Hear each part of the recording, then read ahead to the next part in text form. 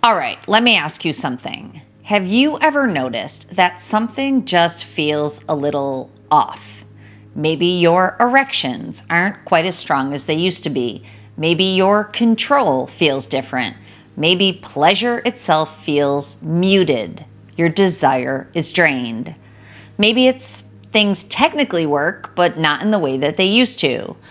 And if you're being honest with yourself, maybe part of you has quietly wondered, what on earth is going on with me? Because usually when this happens, the conversation immediately turns to testosterone, low T, or to stress, or to aging, or to supplements, blood work. And of course, all of those things matter. But what if I told you that there's one habit quietly affecting your erections, control, pleasure, and desire, and most men don't even realize they're training their brain into it? And here's the plot twist. It's probably not what you think. This episode is brought to you by my HarperCollins published book, Mind Over Explicit Matter. Learn how artificial stimulation miswires your brain and what you can do to rewire it back to purpose, intimacy, and connection. Go to drtrishleigh.com/book. Welcome back to the podcast with me, Dr. Trish Leigh, your hostess with the mostest. Let's talk about the one thing, the one big thing that's holding you back, baby. No, the answer isn't just pornography. That would be far too simple. The real issue is much bigger than that. It's a pattern. It's a dopamine hijack pattern. And once you see it, you start noticing it everywhere because this habit is hiding in plain sight. In fact, it's in your pocket. It's in your feed. It's in your late night scrolling. It's in sports betting. It's especially in hot girls online. And yes, it is in porn. It's in all of it. It's in the constant jumping from one stimulation to the next all day long. And over time, your brain starts expecting a level of intensity that real life struggles to compete with. That's the conversation that almost nobody is having. Okay, so stay with me for a second. If you think I'm about to dive into a moral conversation, if you know me, you know that is not where we're going. Because truly, this is a neurological conversation. If you look around right now, something strange is happening with everybody, but especially with men. More guys in their 20s and 30s are silently struggling with, and few are starting to talk about, erection issues. More men are struggling with sensitivity.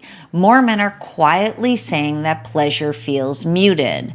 More men than ever are saying that intimacy feels different. Desire is being drained from the system. And what's fascinating is that a lot of these guys are otherwise healthy. They go to the gym, they're in decent shape, their labs come back normal, their testosterone isn't terrible, most times it's fine, yet something still feels disconnected. That matters because if everything looks normal physically, eventually you have to start asking a different question. What if the issue isn't your body? What if it's what your brain has been trained to expect? Because the brain is predictive. That's what it's programmed to do. It learns patterns. We are glad that it does. But if you repeatedly teach your brain that arousal equals intensity, novelty, unpredictability, and constant switching, eventually your nervous system adapts. Now, this happens not because anything is broken, actually quite the opposite, because your brain, like all brains, is incredibly efficient. Efficient brains automate patterns. That is exactly how survival works. Your brain notices what gets rewarded, and then it starts optimizing for more of that. And that's where this conversation starts getting really interesting. Okay, think about this for a second. 20 years ago, stimulation had limits. Maybe you saw one attractive person during the day, if that. You waited for Friday night for stimulation. Maybe you watched a movie. Maybe you saw a magazine. That was pretty much it. Saturday morning cartoons, right? Now you can experience more stimulation in 10 minutes than men used to experience in years. No exaggeration. You open Instagram, you scroll, attractive woman, another one, TikTok, YouTube shorts, sports betting, dopamine hits, random videos, memes, and yes, porn. Then back to social media. Every single swipe, every single click, every little what's next becomes a tiny dopamine hit. Instant gratification at the click of a button. Easy button energy is what I call it. And here's where people get confused. Dopamine is not the pleasure molecule like we think. That part matters more than people realize because dopamine is actually about anticipation. It's craving, seeking, prediction. It's the what's next chemical, which means over time, the brain can become less attached to the actual reward and more attached to the chase of it. The novelty, the unpredictability, the anticipation, the endless search for the next thing. And then eventually something strange begins to happen. Real life begins to feel slower. Not enough, less stimulating, less exciting. Not because your partner isn't attractive, not because your intimacy is broken, not because something is wrong with you at all, but because your brain has quietly been conditioned for hyper stimulation. It has been miswired by that dopamine hijack. That distinction matters. And yes, that can absolutely affect erections, control, desire, and pleasure. It especially affects desire, what you desire and from which source, the real world or the screen. The real world is more involved, right? It has delayed gratification. You have to work for it. That is actually how dopamine was designed to help you evolutionarily, not derail you. Okay, but let's talk about erections, because this one catches a lot of men off guard. Most guys think erections are mechanical, like if my hormones are fine, everything should work. But erections actually are neurological. Your brain has to interpret something as exciting enough to trigger the response. And if your arousal system has been trained toward novelty, intensity, constant switching, sometimes real intimacy can feel comparatively underwhelming. That's a very different conversation than most men have ever been told to consider. That's why I call it the miswired arousal loop. Your brain gets hijacked by high dopamine stimulation. It miswires the arousal pathways toward novelty and intensity from fantasy in the screen, and then it struggles to generate the same response during real-world intimacy. This is the conundrum. And here's the uncomfortable part that nobody likes hearing. Sometimes the brain simply becomes less responsive to what used to be enough. Now, not only should it be enough, this should be one of the most stimulating human experiences.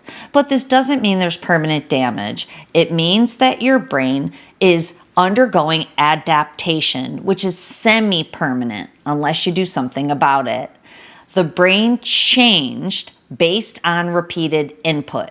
When the input changes, in fact, it can rewire back to the healthy pattern, back into your life, maybe for the first time ever. Now let's talk about control. This one surprises people because overstimulation can go in opposite directions. Some men feel desensitized and struggle to finish. Others become more dysregulated and struggle to stay present. Performance anxiety creeps in. Pressure builds, and suddenly intimacy stops feeling like connection and starts feeling like a performance.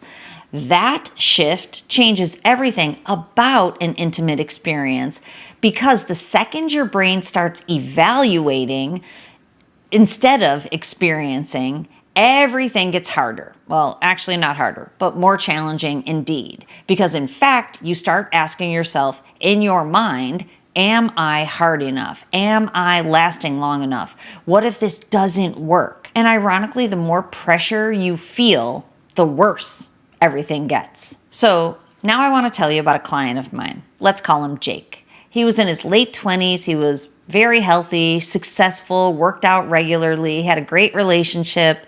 From the outside, everything looked like things were going well. But privately, he was panicking on the inside because things just didn't feel the same anymore. Sometimes erections felt inconsistent.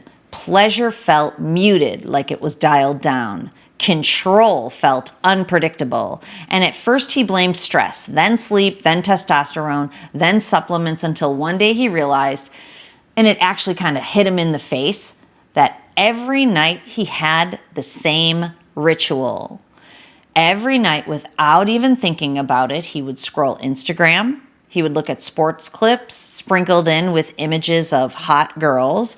Then he would go on TikTok, same over there, random videos. Yes, then there was some porn. Then he'd go to sleep, and then he'd repeat it every single night, not because he was a stereotypical addict, but because it had become something that he normally does. It was that simple. His routine. It was background noise, a way to relax. And what finally hit him was this: he never gave his nervous system a chance to reset in this routine. His brain was constantly consuming stimulation, always anticipating, always scrolling, always chasing novelty. So he decided to do an experiment. Not forever, and he didn't declare monk mode or disappear into the woods for a week. He just quietly decided that for 90 days he was going to clean up his inputs. Less novelty, less scrolling, no porn, better sleep, more time in the gym, more time actually being present in his real life and his real relationships. And honestly, at first he struggled. He was not a fan of how it was making him feel. He was bored, super bored. And that part matters because perceived boredom is actually lack of overstimulation. It's often what happens when a brain that's used to constant stimulation suddenly gets more silence, maybe a lot more silence. So around 30 days, he almost quit. Flat motivation, low excitement. He thought to himself, maybe this isn't doing anything. But he kept going, and somewhere around the 60 to 90 day mark, something changed. Morning erections came back. His sensitivity improved. His pleasure and desire felt stronger. Less performance pressure, more presence. Desire rewired, as I call it. But the weirdest thing he told me is, not weird to me, but weird to him, is that he stopped obsessing about sex because his brain stopped living in constant craving mode that was connected to sexual input. That's the thing that nobody really tells you. The goal isn't deprivation. The goal is regulation so you can get back to the life that you want and deserve. So listen, I'm not saying that every erection is completely dopamine related.